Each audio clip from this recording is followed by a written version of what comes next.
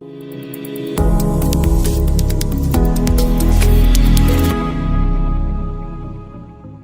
don't believe the people who are losers didn't decide to be losers. If you're a loser, you chose to be. For the same reason, if you're fat, you chose to be fat. I don't fucking buy any bullshit that someone is force feeding you. You decided to be. I think the universe is a very giving place.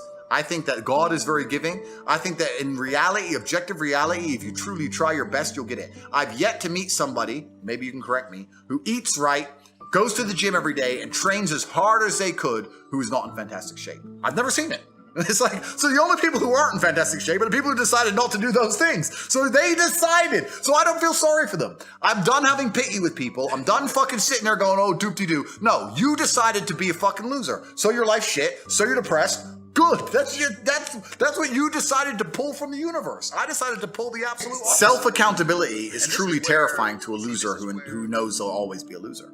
Right? Once you realize that you don't have the mental fortitude to get up and change yourself, then the last thing you want is self-accountability. That's very scary to you. And that's why they fight very hard to push against it and pretend it's not true. What's funny about these people who are always trying to change the world and change the way things work and the systems and the oppression and the fucking gender pay gap and whatever, all the other crap they come up with. What they fail to understand is that it doesn't matter what system you implement. It doesn't matter if it's democracy or communism. It doesn't matter if it's a monarchy. It doesn't matter what it is. The world is competitive. And there's going to be people who do better than you. And sooner or later, regardless of how you organize or structure a system, the people who work harder or are smarter or more inventive or do better are going to end up with a better scenario or a better situation.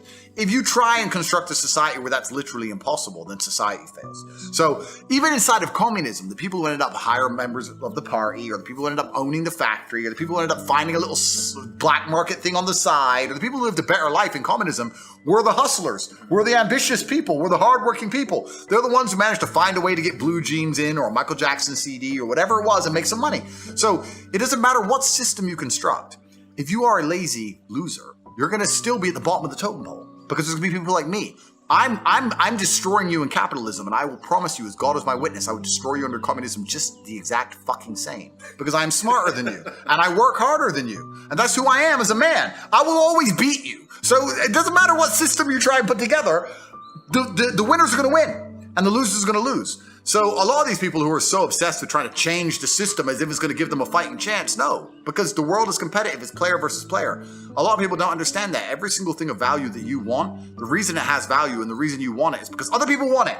That hot girl you want, other men want. That's why you want her, to get her, to show it's valuable. If no one else wanted her, she wouldn't be considered hot, and then you wouldn't want her at all. That's the exact point of it. So you're always competing against other people. Every dollar you want, somebody else wants. Every car you want, somebody else wants. It's completely and utterly competitive, and it doesn't matter what structure you put on top of society. That's base human nature. And if you're going to be a loser, and you're not going to take self-accountability, and you're not going to wake up and realize that absolutely everything in your life is your own fault and you can affect it, then you are going to lose. And I'm done, Zuby. I'm done feeling sorry for these people. I don't feel sorry for them. Don't feel not an ounce of pity anymore. Don't give a shit because they decided to be losers. That's what I've learned. Every time I feel stressed or under pressure, I get excited. I hate to not be stressed. I wake up and I'm like, everything's fucked. Good.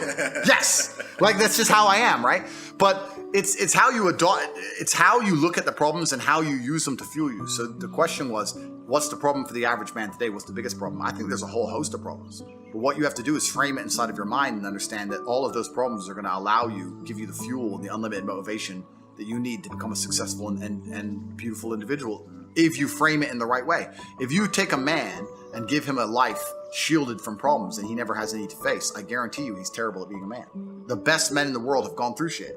That's why women love scars. Because it didn't kill you. That's the whole point of it, right? So the best thing you can do as a man is look and go, okay, this is hard, this is hard, this is hard, this is hard. I feel negative because these are all so difficult. I'm struggling with X, Y, Z. Let me internalize all of that and turn it into a superpower. Let me become genuinely uncomfortable with my situation in life and go and fix things. Because like I said, the universe is absolutely and utterly very giving. And if you truly hated being in the position you were in, you wouldn't be there very long.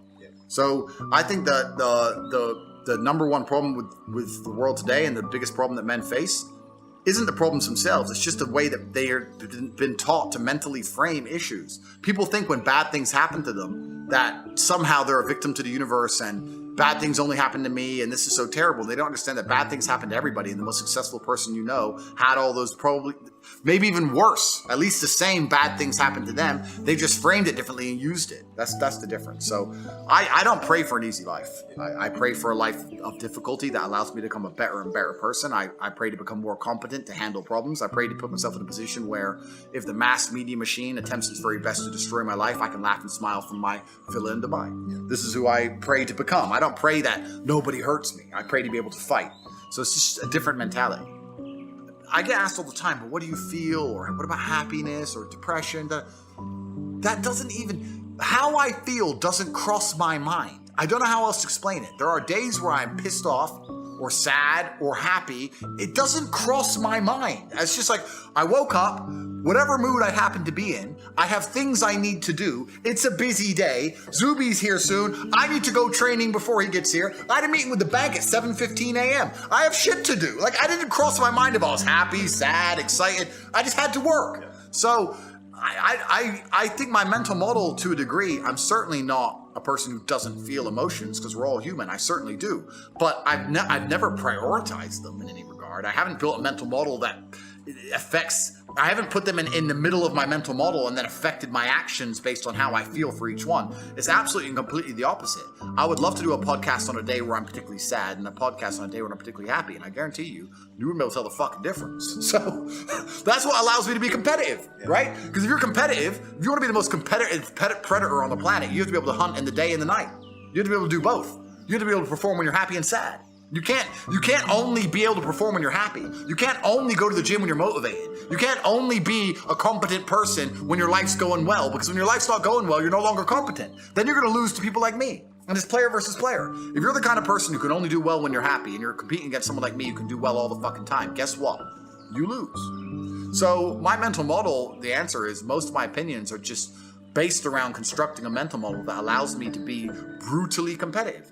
It's why I say depression isn't real. I've argued this point endlessly, and I try and explain to people, but they're not smart enough to understand that I don't care if I'm wrong. I don't care. I am more competitive as an individual if I don't believe I can become depressed. So I don't give a fuck if I'm right or wrong, because no matter what bad happens to me in my life, even if, heaven forbid, the worst things on earth that could happen to me, I could never become clinically depressed, because I would never self-diagnose myself as clinically depressed, because I don't believe in it. I believe that I am currently sad, but I have work to do, and eventually I will feel better. I will never get to a point of absolute desperation and kill myself, because I'm never going to get to a point of hopelessness, because I don't believe in the idea of hopelessness. You cannot try and make me adopt thinking that will reduce my competitiveness as an individual. So I don't give a fuck if I'm wrong. I don't believe in it. That's it. End of story. So I don't believe in things that take power away from me. I don't believe in things that make me less competitive, and I don't adopt mental models that make me less competitive. Every single mental model I have are the most efficient ones I could find. To the mental model I found that if I adopt, I become a more fearsome predator. That's it. So this is how I've come to all of my conclusions as an individual. I hear that. Something that I really wanted to discuss with you actually is